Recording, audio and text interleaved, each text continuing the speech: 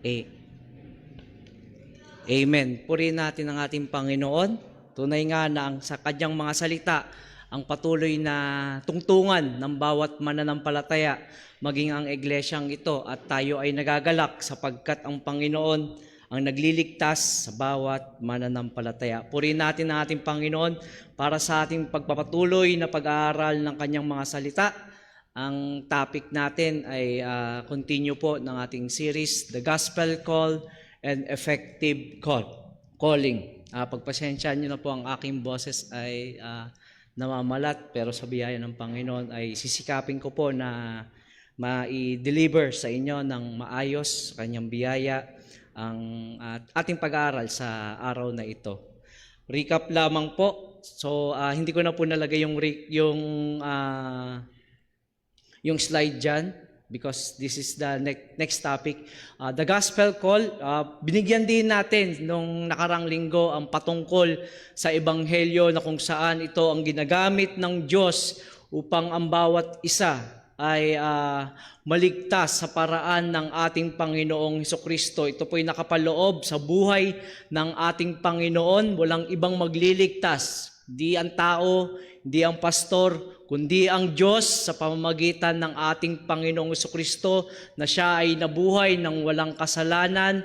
Siya ay sinunod ang kalooban ng ating Panginoong, ang ating Amang nasa langit hanggang siya ay mamatay sa krus. Kanyang dugo ay sapat upang tayo ay magkaroon ng kapatawaran sa kasalanan at siya ay nabuhay ng muli. Patunay na darating ang araw na ang bawat mananampalataya sa kanya ay muli niyang bubuhayin. At siya ngayon ay naghahari noon, ngayon at magpakailanman sa pamamagitan ng kanyang dakilang kapangyarihan na pinagkaloob ng ating Amang nasa langit. At sa nakaraang topic din po, ay ating lesson ay binigyan din po ang kung paano po nasasalaula ang ebanghelyo sa mga modern churches ngayon na ginagamit nila ito to distort the gospel para sa pansariling kapakinabangan, at ito ay ginagamit nila upang sila ay masatisfy ang kanilang mga carnal means. At ito ay isang mapanganib na naturo, at ito ay hindi magdadala sa tao sa kaligtasan at magkakaroon ng tao ng isang idea na hindi patungkol sa Diyos, at ang Diyos na kanilang napakinggan ay galing lang sa likhang isip at hindi nakatungtong sa kung ano po ang sinasabi ng salita ng ating Panginoong Hesukristo at sa pamamagitan ng kanyang mga salita. At sa araw na ito, pagpapatuloy po ng ating topic, The Gospel Call and Effective Calling. The effective calling, or tinatawag po nating effectual calling, effective calling, or tinatawag po nating effectual calling, is God's sovereign and irresistible work by which the Holy Spirit inwardly draws the elect to Christ through the outward preaching of the gospel and the Spirit inward renewal. God changes the heart, enlightens the mind, and enables the sinners to respond in genuine faith. This call unfailingly brings about conversion because it flows from God's eternal election. It accomplishes the salvation He has purposed. At ang ating verse is Romans chapter 30, verse 8, verse 30. And to whom He predestined, He also called. And to those whom He called, He also justified. And those whom He justified, He also glorified. Napakaganda ng patungkol sa effectual calling sapagkat ito yung pinaka sentro ng gawa ng ating Panginoon, kung paano kumikilos ang Diyos sa pamamagitan ng ating Panginoong Hesukristo, sa pamamagitan ng pagliligtas ng Diyos sa bawat mananampalataya at pagkilos ng Banal na Espiritu upang tayo ay tumugon sa Ebanghelyo. At pag-aaralan po natin yan, ang general calling, which is the gospel call, and the effective or effectual calling. Sabi po sa Westminster Shorter Catechism, ang effectual calling is the work of God's Spirit. Ang pagliligtas po ay hindi gawa ng tao. Lagi natin makikita sa salita ng Diyos, walang niligtas ang Diyos sa pamamagitan ng gawa ng tao. At kung meron man, maaari ito'y magre-resulta ng pagmamayabang, magiging prideful sapagkat merong silang naiambag sa kanilang kaligtasan at ito ay kaya nilang isumbat sa Diyos. Pero hindi po ito yung tinuturo ng salita ng Panginoon. Whereby convincing us of sin and misery, enlightening our minds in the knowledge of Christ, and renewing our wills, He doth persuade and enable to embrace Jesus Christ freely offered to us in the gospel. Makikita po sa bawat iglesia na pinapangaral ang ebanghelyo, nagtataka tayo na hindi tumutugon ang bawat isa. Pero sa effectual calling po, kumikilos ang Diyos sa pamamagitan ng pangangaral ng ebanghelyo.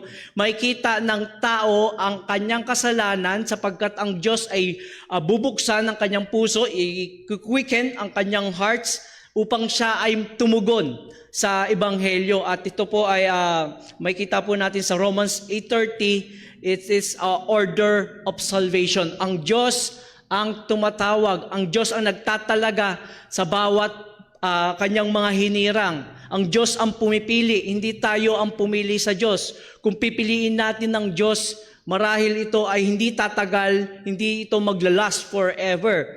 At kung pipiliin natin ng Diyos, magdadalawang isip tayo sa mga nangyayari sa ating buhay. Kung tama po ba yung ating pinili na pananampalataya? Bagkus, ang Diyos ang tumawag sa atin, ang Diyos ang magpapatuloy, ang gagawa ng ating kaligtasan, which is ang Diyos ang, sabi po dito sa verse, ang Diyos ang tumawag, and those whom He called, ang kanyang tinawag ay kanyang pagiging matuwid, ay i-justify niya, i-declare niya na righteous sa harapan ng Diyos.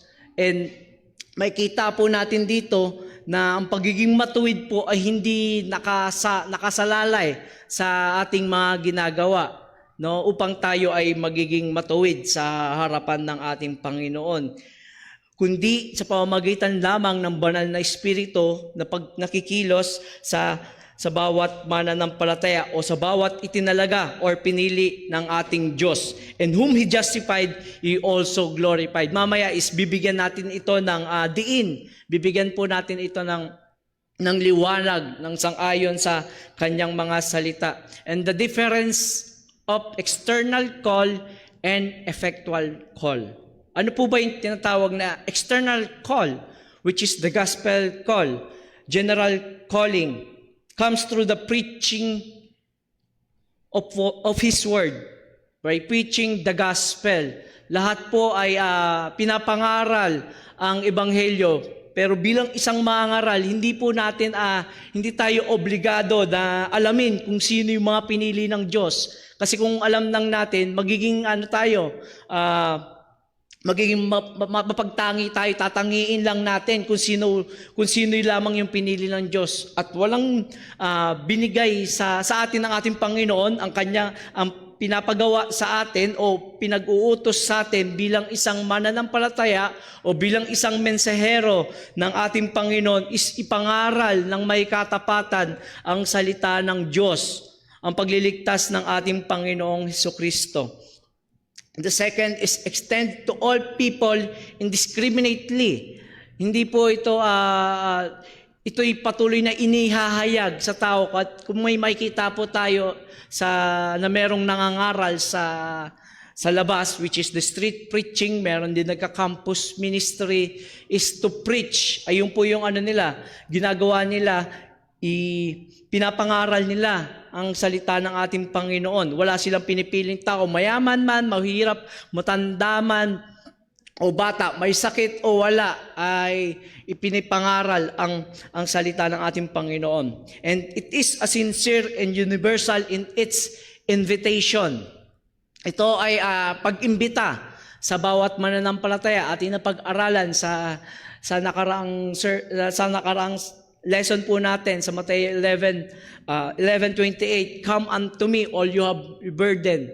And ito po ay nagbibigay ng imbitasyon sa bawat isa. Come sa John chapter 8 na, come all who are thirsty. Ito po ay imbitasyon ng Diyos sa mga nauuhaw, imbitasyon ng Diyos sa mga napapagal, sapagkat ang ating Panginoon ang magliligtas. And sa other side is it can be resisted, ignored, or rejected. May mga malaki ang porsyento, and even Christ nangaral at hindi lahat ay tumugon.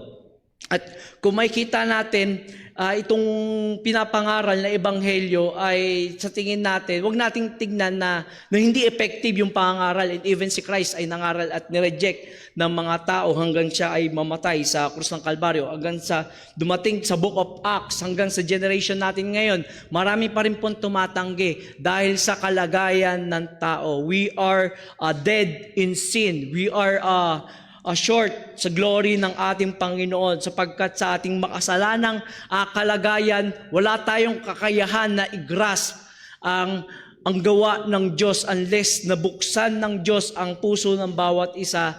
Ito ay hindi tutugon ang isang tao, at ito ay tinatawag nating effectual call or internal call. It is performed directly by the Holy Spirit. Ang banal na Espiritu na ang sinugo ng Diyos nung John 16, ang kanyang pinagdasal ang kanyang mga hinirang, at may pinangako ang Diyos, darating na yung katulad, may darating siyang magiging gabay natin, magiging counselor natin, which is the Holy Spirit. Tayo ay gagabayan, tuturuan, at ito yung paraan ng Diyos upang tayo ay magkaroon ng tunay na pagkaunawa. Dahil sa ating mga kasalanan, we are dead in sin, we are carnal, ang ating isip, maging ating mga ginagawa, sapagkat ito ay bunga ng ating mga pagkakasala, at tayo ay nagkakasala sa ating Panginoon. Given only to God's elect, ang mga pinili ng Diyos, ang mga tumutugon sa salita, sa kanyang mga salita. Wag po nating isipin na unfair ang ating Diyos. Kung fair ang Diyos, lahat tayo ay nasa impyerno. Lahat tayo ay it's either nakapako sa krus dahil sa mga kasalanang nagawa natin. Kung sa Old Testament po tayo nabubuhay, yung sa pamamagitan ng hayop, dugo ng hayop, maliligtas ang tao. Ubos ang mga alagang hayop natin.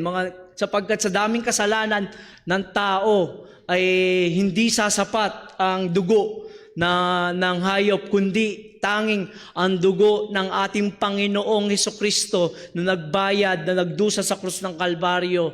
Kaya tayo ay naligtas sa pamamagitan ng pananampalataya, and always result in conversion. Excuse lang po. Ang pagtawag at pagtugon sa kaligtasan ng ating Panginoon ay nagre-resulta ng conversion. Magkakaroon ito ng pagbabago ng ating isip, ng ating buhay, sapagkat ang Diyos ang kumilos in 2 Corinthians chapter 5 verse 17, sapagkat ang sino mang nakipag-isa sa ating Panginoong Hesukristo ay bagong nilalang. Wala na ang dating kanyang pagkatao, siya ay bago na. Wala pong niligtas ang Diyos na pagdating ng after nitong manampalataya ay nabubuhay ng parang karnal. Na parang walang nangyari, parang tinanggap lang, nagdesisyon lang siya. Yes, para gumanda ang buhay ko, tatanggapin ko ang Diyos. Kung ito lang yung paraan. Pero hindi nakikita yung kasalanan sa kanyang sarili. Hindi niya nakikita na siya ay ang buhay niya ay patungong impyerno, sapagkat siya ay spiritually dead, and magtutungo po ito sa eternal death. No, tayo ay patay sa kasalanan, at ito ang magresulta, lahat tayo sa impyerno. Dahil sa biyaya lamang ng ating Panginoon. Tanging sa biyaya ng ating Panginoon, tayo po ay binago niya, sapagkat ito ang gawa ng banal na Espiritu sa atin, and makes the external call effective and saving. Ang ebanghelyo po ay napakaganda. That's why it is a good news for us na tayo ay nakarinig ng bad news na hindi natin kayang iligtas ang ating mga sarili. Wala tayong kakayahan. Patuloy nating alalahanin. Maging ang ating sanctification ay pagkilos at gawa ng Diyos sa bawat isa sa atin. Kaya tayo ay nagpapasalamat sa biyaya natin Panginoon. The gospel issue is a twofold call, a general call and a particular or effectual call. The general call is preaching the gospel to all people. Bilang isang mananampalataya, tayo ay inutusan ng ating Panginoon na ipangaral ang kanyang mga salita without distinction, while particular call is God inward. Ang ating parte na ipangaral ang salita ng Diyos ang magliligtas sa tao, hindi ang tao, kundi ang Diyos. Ang Diyos ang magbabago. Lagi natin papakinggan, hindi natin kayang baguhin ang ating mga sarili. Tanging ang Diyos lamang. Pero, magdesisyon ka na, kapatid. No. Ito ay gawa ng ating Panginoon. Hindi natin madadaya ang kaligtasan. Sapagkat ang kaligtasan ay gawa ng Diyos. It is a spiritual summon to His chosen one, occurring at the same time as their regeneration. Doon kikilos, babaguhin ang ating pagkatao sa pamamagitan ng banal na Espiritu. Kaya napakahalaga po ang gawa ng banal na Espiritu sa bawat mananampalataya.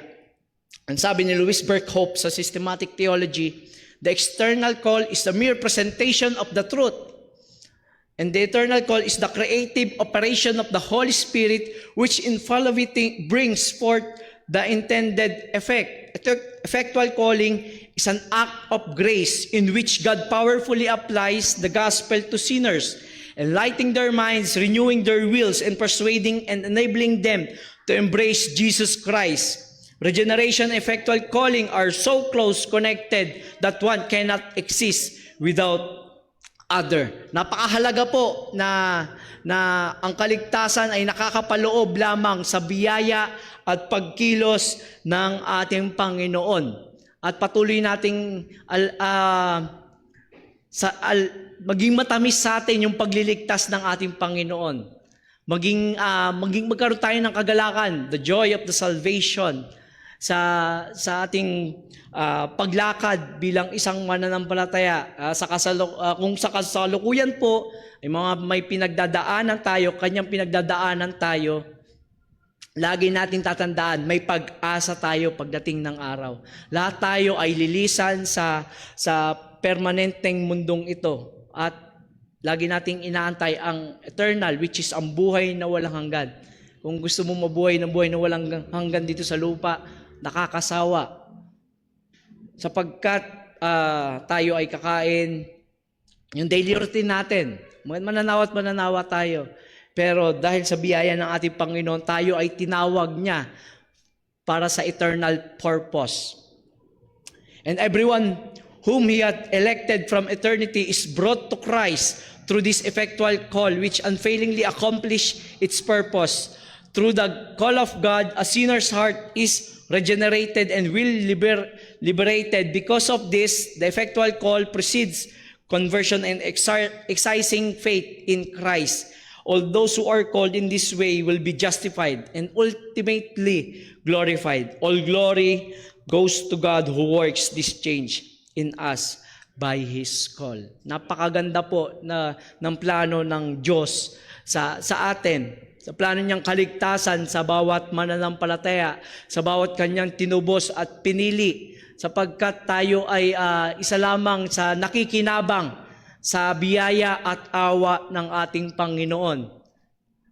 At ito yung isang pribilehiyo, hindi man tayo karapat-dapat sa lahat ng biyaya ng Diyos. Pero dahil sa ating Panginoong Jesucristo, tayo ay nakakasamba, nagiging katanggap-tanggap ang ating panalangin, ang ating pagsamba, sapagkat ang Diyos ang kumikilos at patuloy na nagbabago sa atin bilang isang mananampalataya. At ito po ang magbibigay sa ating diin ang mga biblical foundation of effectual calling. A biblical foundation of effectual calling. Sa una po is God's sovereign initiative.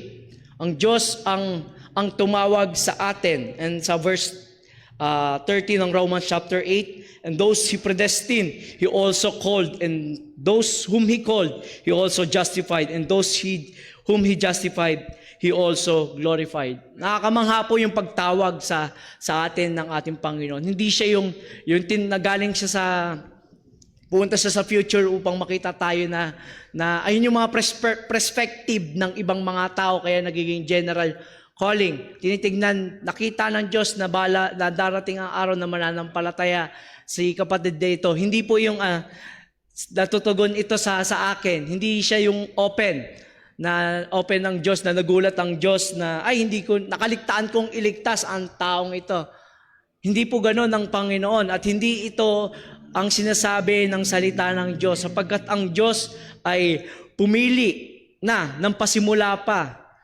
And sa Ephesians chapter 1 verse 3, ito po ay nagpapatibay na tayo ay niligtas ng Diyos bago palikhain ang mundong ito, before the foundation of the world. Isa itong misteryo sa atin kung ating igagrasp, kung ating sasaliksikin natin sarili, parang ma-amaze ka na lang, mamangha ka na lang, sapagkat lahat ng ito ay nakapaloob sa plano ng ating Panginoon. Bigyan natin diin yung the word called. Kung tayo ay tinawag, for example, sa ating tahanan, pag tayo ay tinawag ng ating mga asawa, may papagawa sa atin. At kung may kayo papatawag sa eskwelahan, ito'y urgent. Pag ikaw papatawag sa opisina, lalo na yung may-ari, ay urgent. At ganun din, pag tinawag ka ng presidente, ito ay urgent. At ito yung pagkatawag na ito, hindi lang niya tatawagin ka, tapos, sige, okay na. Hindi, may pinapagawa sa atin ng ating Panginoon. Ito yung pinapagawa dito, is ang Diyos mismo ang kumikilos. It is monergistic. Mamaya is makikita po natin dito. Ang Diyos ang nagdeklara sa atin ng pagiging matuwid, and ang Diyos din ang nagbibigay sa atin ng sanctification.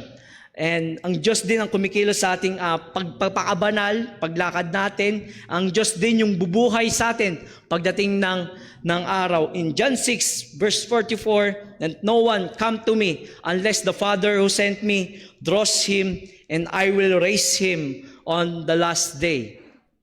Wala pong makakalapit sa Ama.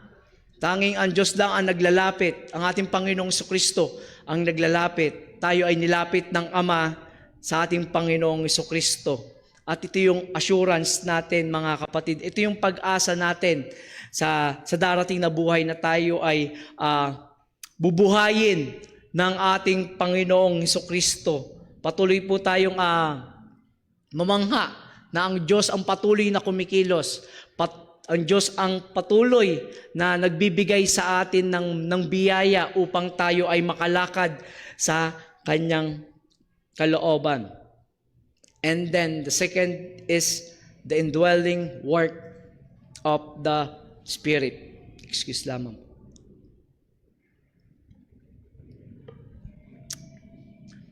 In 1 Corinthians chapter 1 verse 23 to 24, "But we preach Christ crucified, a stumbling block to Jews and folly to the Gentiles. But those who are called, both Jews and Greek, Christ's power of God and the wisdom of God."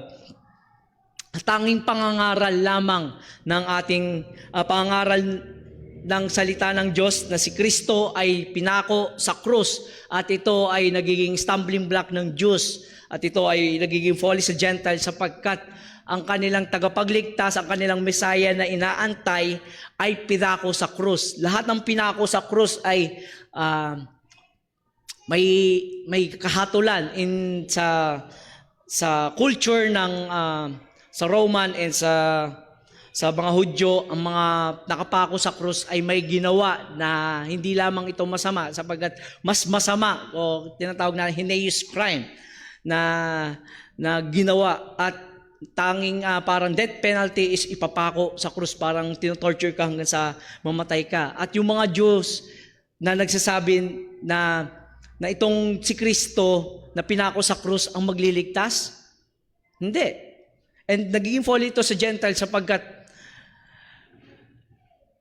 ang kanilang tagapagligtas ay napako sa krus.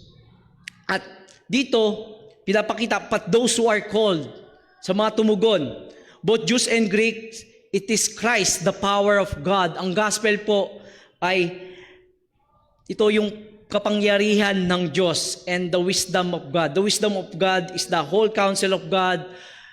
Yung salita ng Diyos na nakapaloob at nakapaloob sa buhay, sa person na ginawa ng ating Panginoong Hesukristo. In 2 Thessalonians chapter 2 verse 13 to 14, but we ought always give thanks to God for you, brothers, beloved by the Lord, because God chose you as the first fruit to be saved through the sanctification by Spirit and believe in the truth.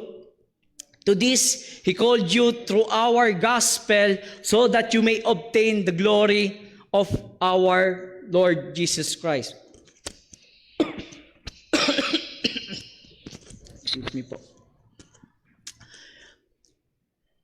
Tayo po ay nagpapasalamat sa ating Panginoon sapagkat tayo ay ang kanyang pagkilos sa bawat mananampalataya na nakatanggap ng kaligtasan ay patuloy alam nila sapagkat sila lamang din ay niligtas ng ating Panginoon through sanctification by Spirit, because God chose you as first fruit to be saved and believe in the truth. Sa pagtugon ng Ebanghelyo ay merong pagkilos ang Diyos sa pamamagitan ng pangangaral ng Ebanghelyo so that you may obtain the glory of our Lord Jesus Christ. May pag-asa po ang bawat mananampalataya. Tayo ay patuloy na umaasa sa ginawa ng ating Panginoon. And the effectual and irresistible nature. In John 10:27 to 28, my sheep hear my voice, and I know them, and they follow me. I give them eternal life, and they will never perish, and no one will snatch them out of my hand.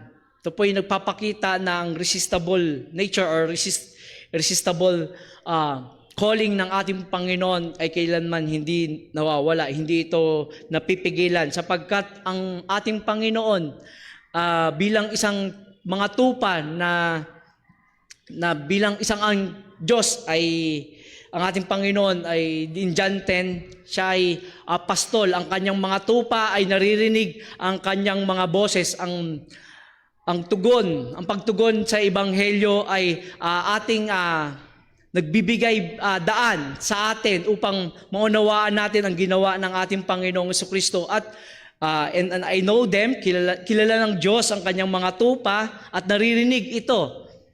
And they follow me. And I gave them eternal life. And they will never perish. Ang security ng ating kaligtasan ay wala sa ating mga kamay. Ang security ng ating kaligtasan ay nasa kamay ng Diyos at kailanman hindi ito aalis o mawawala sa kanyang mga kamay.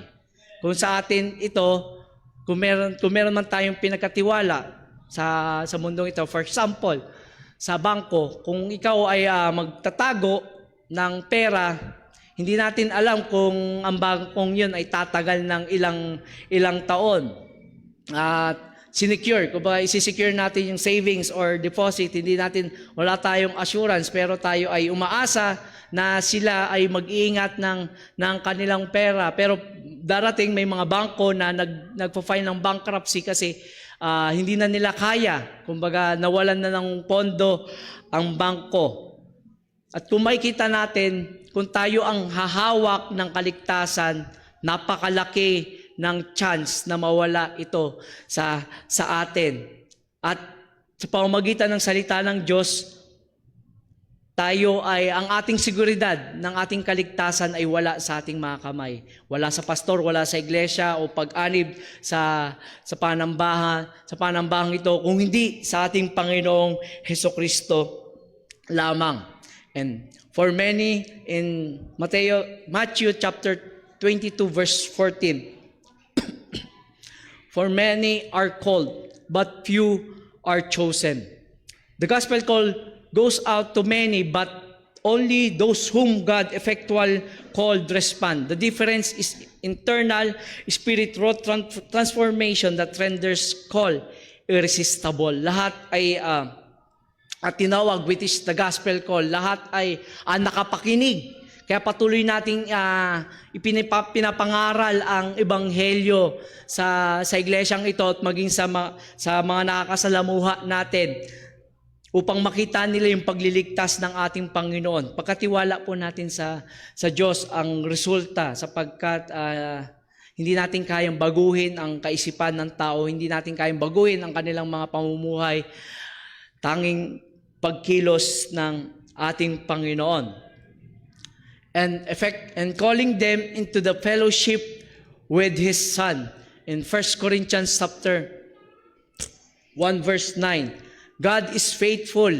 Ito po ang karakter ng Diyos, na ang Diyos ay tapat. Hindi po siya nagbabago. Ang kanyang pangako ay hanggang ngayon ay patuloy pong pinanghahawakan ng bawat isa sa atin. Ang pangako ng Diyos ay kailanman hindi nababali. Ganon din ang kaligtasan ng bawat mananampalataya. Hindi ito mababali. Sapagkat by whom you were called into the fellowship of His Son. Ito po ay may kaakibat na resulta, which is yung communion natin at pagkaipag-isa natin sa ating Panginoong Hesukristo. Makita natin yung tamis na tayo ay niligtas at tayo din naman ay mas lalo nating nakikilala na ang Diyos ang nagligtas sa atin at ang Kanyang ginawa para tayo ay magkaroon ng buhay na walang hanggan. Upang tayo ay masanctify, tayo ay patuloy na lumakad ng may kabanalan, lumago sa salita ng Diyos. Kaya patuloy po nating hinihikayat ang bawat isa. Ang tanging fellowship and communion natin sa ating Panginoon is by praying and by reading of His Word and by study or meditate. Wag natin hindi po passive yung paglago sa pananampalataya. Mas nagiging matamis sa atin ang pagliligtas ng ating Panginoon, na the more na nakita natin sa salita ng Diyos, mas pinapaalala sa atin ang ebanghelyo sapagkat tayo ay dumarating sa pagkakataon na nakakalimot tayo sa kanyang mga salita, nakakalimot tayo sa kanyang mga ginawa. And salamat sa Diyos dahil sa kanyang biyaya ay siya ay tapat at patuloy tayong ididisiplina kung tayo ay dumarating sa pagkakataon na nakakaligtaan natin ang mga bagay na patungkol sa paglago sa ating Panginoon. Nawa maging matamis yung ating fellowship, and sa other side is yung relationship natin sa ating Panginoon. Nagiging intimate sa mag-asawa ang kanilang relasyon kapag sila ay mas lalong nag-uusap, mas lalo silang nagsasama, mas lalo silang binibigyan pagpapahalaga ang kanilang marriage life. Ganun din yung relasyon natin sa ating Panginoon.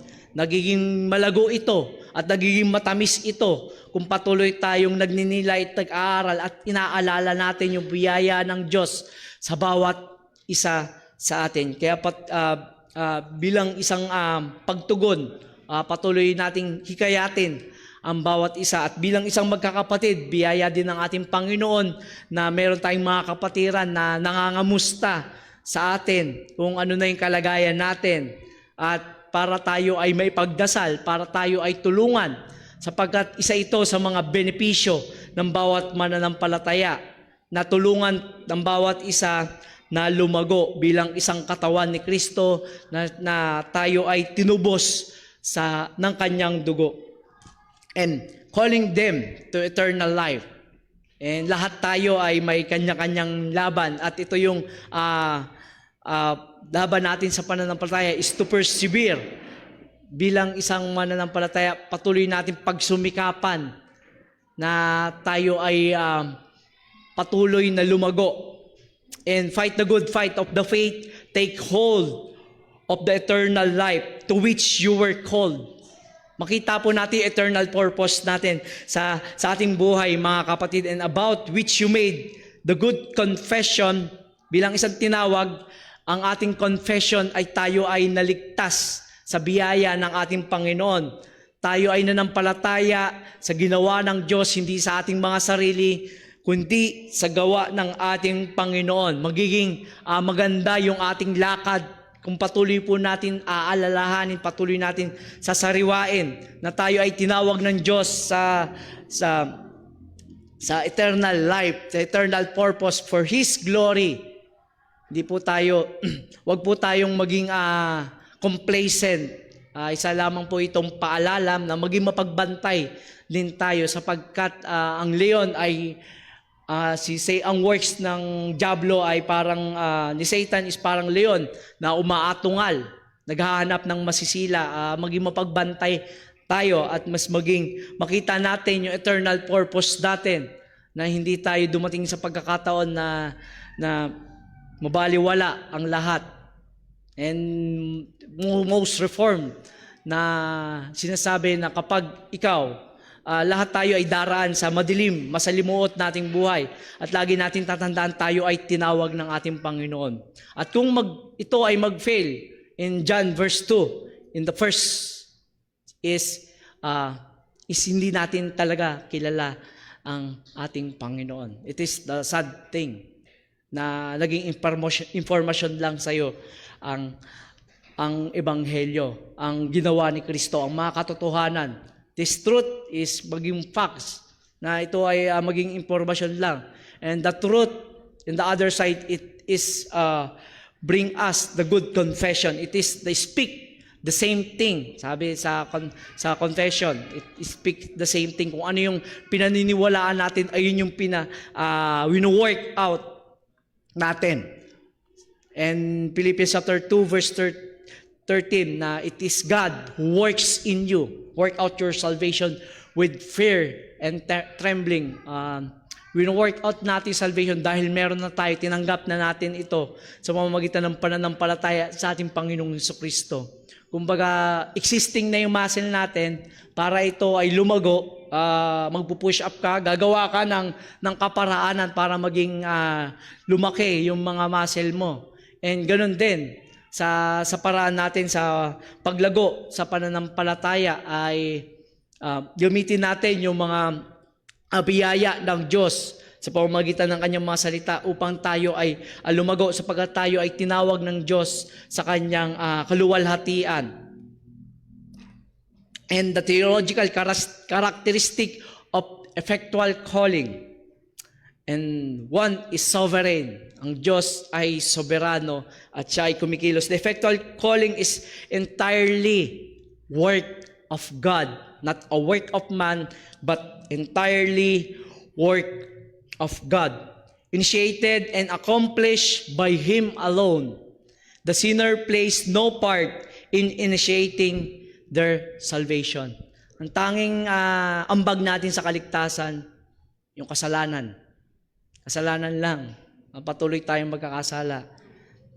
Dahil sa biyaya ng ating Panginoon, tayo sa kanyang mabiyayang pagkilos, patuloy na nakikita natin yung sa pamamagitan ng pangaral ng Ebanghelyo, nakita natin kung gaano tayo masalimuot ang ating kalagayan. We are helpless, we are dead in sin, we are incapable na, or wala tayong abilidad na tumugon sa kaligtasan sapagkat ito lamang ay nakapaloob sa work ng ating Diyos, initiated and accomplished by Him alone, to Christ. And Romans chapter 9 verse 16, so then, it depends not on human will or exertion, but on God who has mercy. Tayo lamang ay kinahabagan ng ating Panginoon. Wala tayo, hindi ito sa ating effort or human will na tayo ang magdidesisyon sa sarili natin.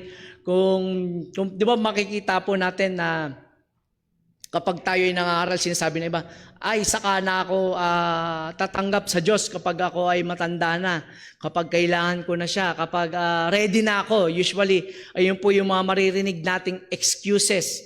Pero hindi ito nakapaloob sa ating abilidad. Dahil kung sa abilidad natin, patuloy tayong mag-excuse, patuloy tayong gagawa ng kaparaanan o umiwas dahil sa ating karnal, dahil tayo ay patay sa kasalanan. But ang Diyos ay mahabagin. Tayo ay kinahabagan lamang ng ating Panginoon. In Acts 13 verse 48, and when the Gentiles heard this, they began rejoicing and glorifying the word of the Lord, and as many were appointed to eternal life, believed.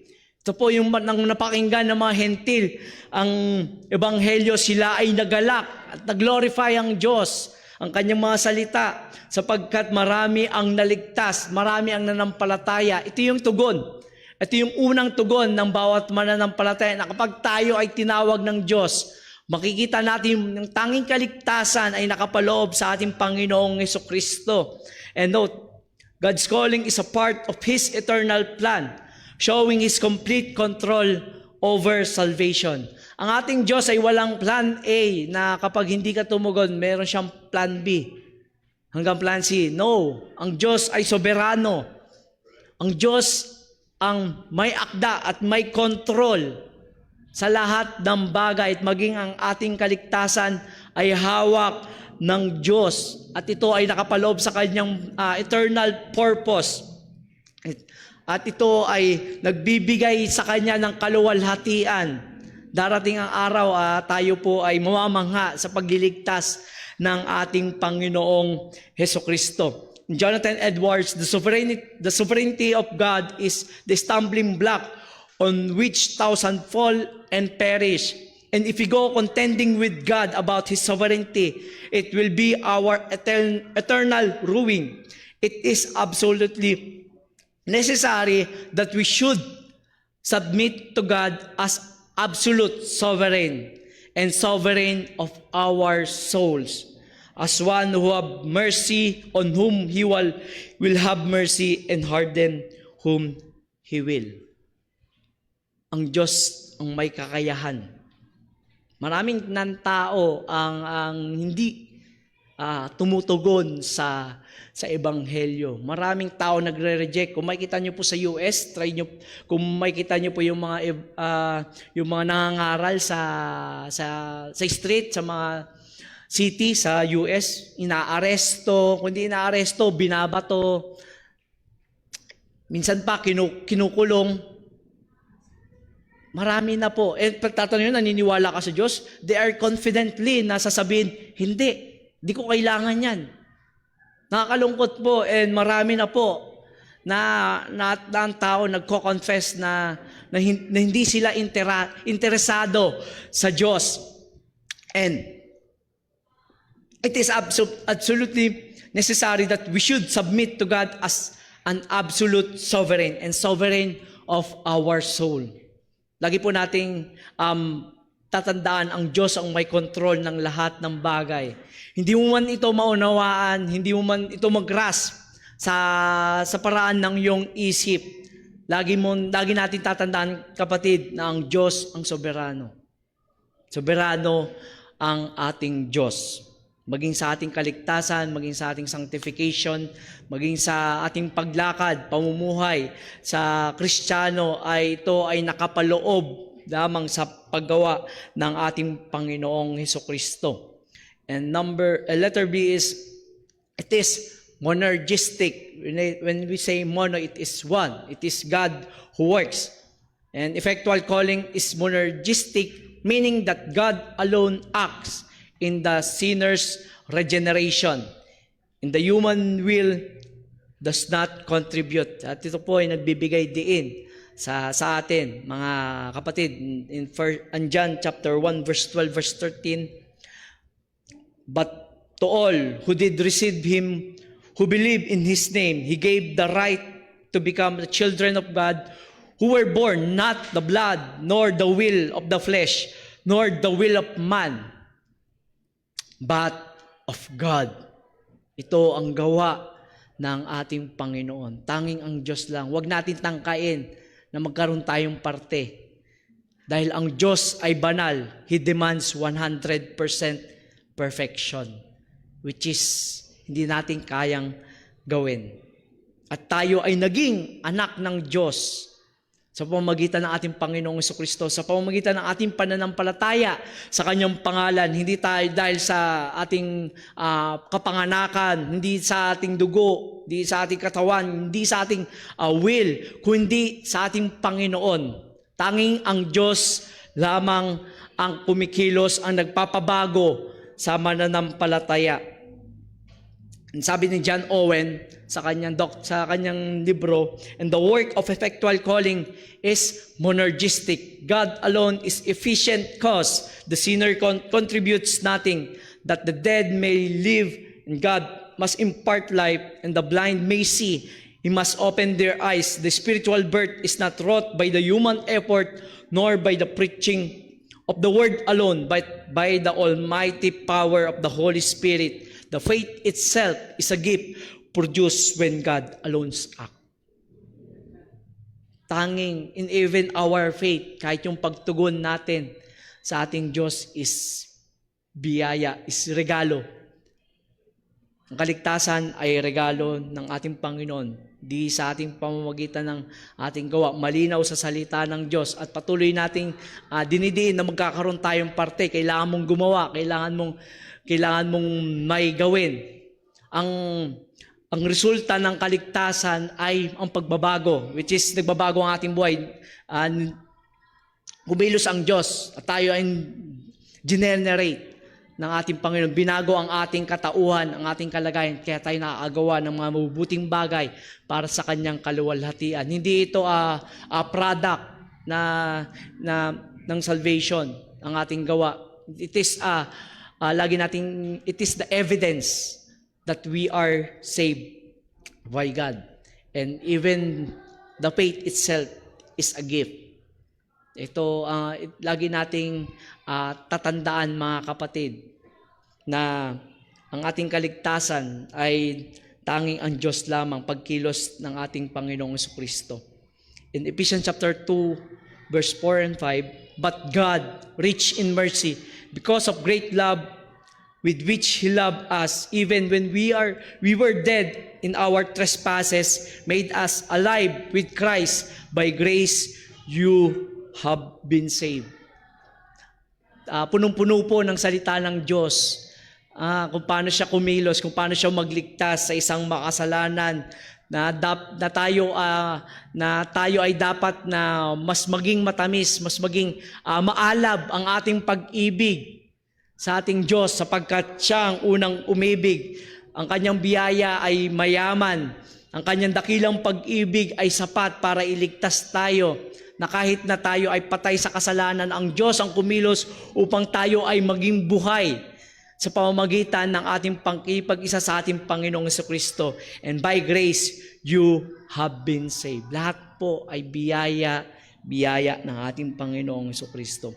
Salvation is entirely the result of God's mercy, not cooperation is absent in the moment of spiritual awakening.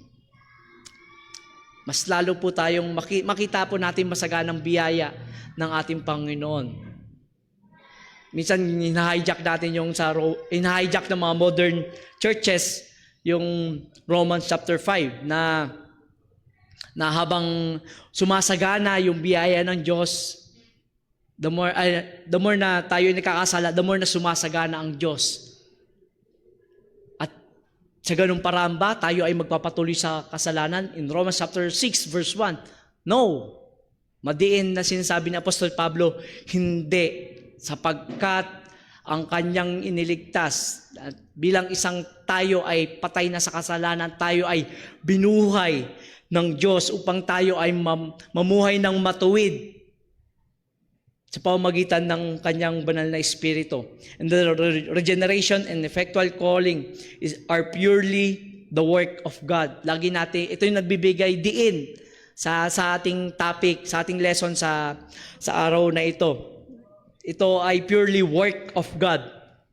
Man is passive and cannot contribute in the way to his own spiritual awakening. The human will so bound by sin that it cannot choose God until God first works in him. Until the Lord work sa atin. Kung hindi kikilos ang Diyos, baliwala ang lahat. Maging ang pangangaral in 1 Corinthians chapter 15. Kung kahit ipangaral yung salita ng ating Panginoon, kung hindi namatay si Kristo, baliwala ang lahat. Kaya napakahalaga po na ang Ebanghelyo ay ito yung gawa ng Diyos. Ito yung kamanghamanghang pagliligtas ng ating Panginoon. And it is infallible. All who are effectual called will respond in faith. In Philippians chapter 1 verse 6, and I'm sure of this, that he who began a good work in you will bring into the completion at the day of our Lord Jesus Christ. Ito yung assurance natin bilang isang mananampalataya na ang Diyos ang kumilos, mabuting magawa sa atin, it will bring completion at the day of Jesus Christ. Hindi niya hahayaan na ang kanyang mananampalataya ay magpatuloy sa kasalanan at mamuhay na parang karnal. Ito po ay pagkilos ng ating Panginoon. Pag kumilos siya sa mabuting gawa sa atin, ito'y kanyang tatapusin. Ito'y ina-assure niya na ang bawat mananampalataya ay hindi mawawala sa kamay ng Diyos, sapagkat ito'y kanyang pangako sa bawat mananampalataya. And even John 17, pinreserve niya ang kanyang mga pinili, kanyang mga elect. Ito'y patuloy niyang pinagdadasal that Christ is our high priest. And until now, it is our confidence na ang ating Panginoong Jesucristo ay nananalangin up until now. In Hebrews, patuloy tayong magkaroon ng confidence. And itong gawa na ito ay magbibigay sa atin ng completion at the day of our Lord Jesus Christ. And Romans chapter 11 verse 29, for the gifts and the calling of God are irrevocable. Hindi ito magpapalya. Sapagkat ang Diyos ay soberano. Lagi natin yan napapakinggan maging sa pangaral. Makita natin pagtawag ng Diyos ay kailanman hindi mababali, mga kapatid. And John 6 verse 37, and all that the Father gives me will come to me, and whosoever come to me, I will never cast out. Hindi niya tataboy, hindi niya tayo sisipain na kapag tayo ay lumapit sa Diyos. Ang tanging lahat ng binigay ng Ama sa ating Panginoong Jesucristo ay kanyang iingatan hanggang sa muling pagbabalik.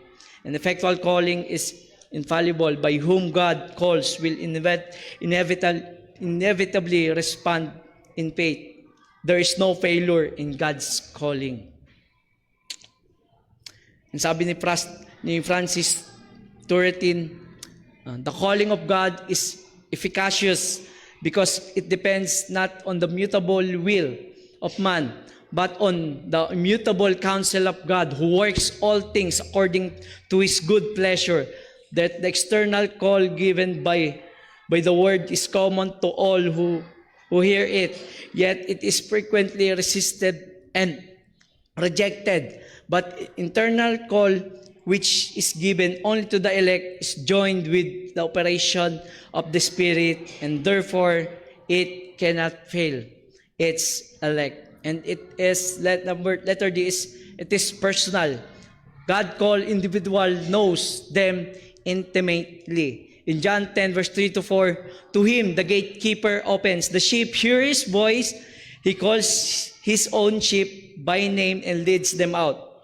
When he brought out all his own, he goes there for them, and sheep will follow him, for they know his voice. Mga kapatid, kung tayo ay mananampalataya, patuloy po tayong tutugon sa ating Panginoon. Tutugon tayo sa ating Panginoon sapagkat tayo ay tinawag ng Diyos, tayo ay niligtas ng Diyos. Hindi natatapos yung pagliligtas ng Diyos na wala tayong gagawin. Bilang isang tupa, tayo ay iniingatan ng ating pastol, ng ating Panginoong Jesucristo, at tayo ay patuloy na susunod sa Kanya dahil alam natin ang Kanyang tinig. Lahat ito ay punong-puno ng mga katotohanan sa Kanyang mga salita, na tayo ay tinawag ng ating Panginoon, ay tayo ay magre-respond, tayo ay tutugon sa Kanyang tawag. Sabi ni Herman Van Vick, God calls His people personally. He does not deal with the elect in the abstract, but by name. And through the mediation of the Spirit, each believer is known to him, and each call is direct to an individual heart. This personal aspect of calling underscores the intimate relationship God established with His people, even their response. So, maging mabiyaya sa atin na tayo ay tinawag ng Diyos personally. Tayo ay niligtas ng Diyos sa pamamagitan ng kamatayan ng ating Panginoong Hesukristo, at ang ating puso ay patuloy binago ng Diyos, ang ating individual, sapagkat ang kaligtasan ay hindi ito congregational. It is a personal and individual, and it is transformative. Effectual calling result in profound the inner change. God not only summoned but also transformed the person to act accordance with His will. And sa mga katotohanan ito, in Ezekiel chapter 36, verse 26 to 27, and I will give you a new heart, a new spirit, and I will put within you. I will remove the heart of stone from your flesh and give you the heart of flesh. And I will put my spirit within you, cause you walk in my statutes and be careful to obey my rules. Makikita po natin dito, it is I will give, I will put, I will remove, and I will put my spirit within you.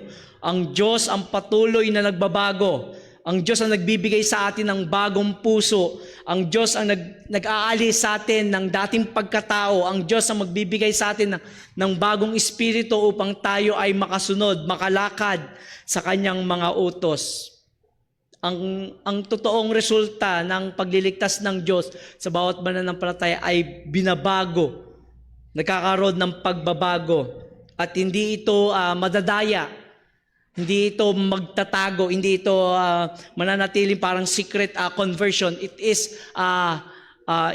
makikita ito outwardly because God works inwardly. And effectual calling is transformative. It does merely offer an opportunity to believe. It imparts the power and desire to do so. Faith, repentance, and obedience flow from this call. For the Holy Spirit works inwardly to renew the mind and change the heart. The sinner is truly made alive, no longer merely invited to life. And ating summary po is, an effectual calling is sovereign, monergistic, infallible, personal, and transformative. It is the work of God in His mercy. Acts alone in regenerating the sinner, cannot fail, addresses individual personally, and produces actual faith and obedience. Its characteristic is firmly rooted in Scripture and revealed both God's glory and the certainty of salvation. Kaya, bilang isang mananampalataya, bilang isang niligtas ng ating Panginoon, bilang isang tumugon, patuloy natin makita yung pinaka-pinnacle ng salvation, and ang Diyos ang patuloy na kumikilos sa ating kaligtasan. Ang Diyos ang nag-iingat sa ating kaligtasan. At ito ang soberanong pagkilos ng Diyos sa kanyang biyaya. And ang ating application, effectual calling remind us that salvation from start to finish is a work of God's grace, inspiringly humility, assurance, holiness, and faithful living. Ang kaligtasan, it will humble us. Hindi ito impormasyon. Sino tayo? Lagi natin sinasabi bilang isang mga niligtas, ang ating mga patotoo. Sino tayo sa harapan ng Diyos na kanyang niligtas? In Isaiah, tayo lamang ay isang maruming basahan. Tayo ay patay sa kasalanan. Dahil sa biyaya ng Diyos at kanyang pagkilos, tayo ay kanyang niligtas. At inassure ito. At maging ating holiness ay patuloy na kumikilos ang Diyos upang tayo ay makapamuhay ng may katapatan at matuwid sa harapan ng Diyos, upang ang ating Panginoong Hesukristo ay maluwalhati, sapagkat ito yung plano ng Diyos sa bawat mananampalataya. Kaya wag po tayong ikahiya na ipangaral ang Ebanghelyo. For I am not ashamed of the gospel, for it is the power of God for salvation to everyone who believes, to the Jews and also to the Greek.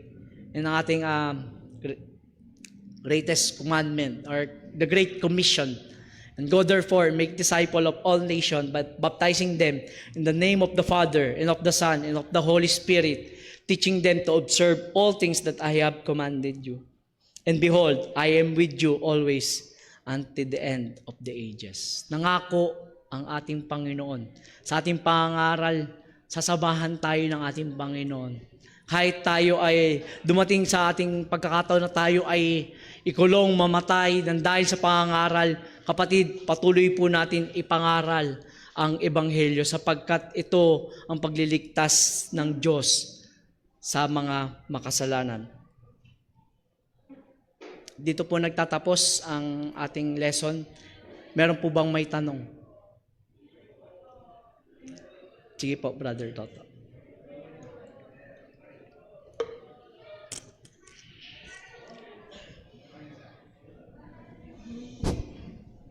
Good morning po sa lahat. Gusto ko lang pong linawin doon kanina sa sinabi niyo. Ang kaligtasan ay trabaho lang po ng Panginoon. Wala po tayong bahagi kasi tayo po ay sinabi niyo patay. Walang magagawa. Tama po ba? Apo. Oh. Ibig sabihin po, sabi niyo kanina trabaho lang ng Diyos at wala tayong magagawa. Patay tayo. Patay lang po tayo spiritual. Spiritual death. Iwalay tayo sa Diyos. Pero buhay po ang ating kaluluwa, nagpapangsyon po, at ang ating katawan. So, ibig sabihin po, ang tao buhay siya sa kaluluwa niya buhay. Kaya ang kaluluwa po may kamalayan sa kanyang sarili. Ang kaluluwa ay nasaktan, nagugutom, yun po ang kaluluwa. So, may bahagi po tayo dun. Dahil kung hindi mananampalataya tayo sa Diyos, sabi sa Romans 10:9, kung basahin mo po dyan, sa pamamagitan ng ating puso, tayo sasampalataya sa Diyos. Ang puso po, nasasaktan. So buhay po tayo at sabi din po, sa pamamagitan ng pakikinig ng salita ng Panginoon, dumadating ang pananampalataya kasi buhay din po ang ating katawan. Tama po ba yun? Apo. Paglilinaw lang po. At kung makikita po natin ang kaligtasan po, malinaw po sa Biblia in Ephesians chapter 2, verse 8 to 9. Hindi po sa pamamagitan ng gawa. Tayo ay naligtas sa pamamagitan lamang po ng biyaya ng ating Panginoon. Hindi po sa pamamagitan ng gawa. Sapagkat may possibility, malaki po ang possibility na bilang isang tao tayo po ay nasasaktan, tayo ay nagkakasala dahil tayo ay makasalanan. Ano pong magagawa na lahat po, kahit tayo ay nasasaktan, may bahid po tayo ng kasalanan. At ang Diyos po ay masagana po sa kanyang biyaya. At ang pagliligtas ng Diyos ay biyaya lamang po sa pamamagitan ng pananampalataya and even faith. Nasabi po sa ating lesson kanina, ay gift ng ating Panginoon. Kaya magalak po tayo at wag po tayo dumating sa araw na tayo sasabihin natin sa Diyos na tayo ay may parte sa kanyang pagliligtas sapagkat isa itong kahangalan sa ating Panginoon na ang Diyos ang nagligtas. And sabi niya nung namatay siya sa krus ng Kalbaryo, it is finished. Tinapos na po ng ating Panginoon. Kaya ito po yung pag-asa natin mga kapatid. Wala po sa ating sarili. Kahit may bait tayo mga kapatid, sino bang wala? Pero hindi ito sasapat. Lagi natin ito. Hindi ito sasapat sa pamantayan ng Diyos. Pero salamat sa ating Panginoon, siya ay mahabagin. Lagi natin inaalala, tayo ay naligtas sa biyaya ng ating Panginoon. We are confidently say na tayo ay naligtas dahil sa biyaya ng ating Panginoon. So, thank you po, brother. Meron pa po bang tanong?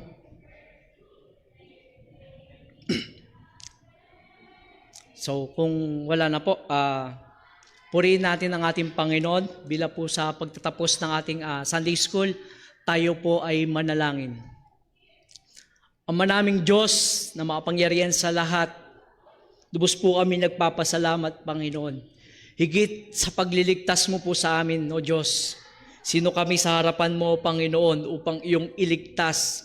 Kami lamang po ay isang maruming basad, isang makasalanan, Panginoon, na kami ay alam namin yung kapupuntahan namin sa impyerno dahil sa pamamagitan ng iyong mga salita, sa pamamagitan ng iyong ebanghelyo, Panginoon, kami ay naligtas sa pamamagitan ng iyong masaganang biyaya. Sa iyong pag-ibig, Panginoon, ikaw ay namatay sa krus ng Kalbaryo. Patuloy po namin itong alalahanin, Panginoon, na ikaw ang Diyos na nagliligtas at patuloy na magliligtas ng mga tao na wala pa po sa pananampalataya. O Diyos, mahabag ka sa amin ng mga makasalanan. Makita po namin yung matinding pangangailangan sa iyo. The cross I bring. Simply to the cross I cling, Panginoon. Tanging sa dugo mo lamang, tanging sa biyaya mo lamang, O Diyos. Kaya po kami sumasamba sa iyo sapagkat kami ay iyong iniligtas. Kami ay naging matuwid sa iyong harapan sa pamamagitan ng aming Panginoong Jesucristo. Paglain niyo po maging aming fellowship sa oras na ito. Ito po aming samot dalangin, Ama, sa tanging pangalan ng aming Panginoong Jesucristo. Amen. Dito po nagtatapos ang ating lesson, ang ating Sunday School. And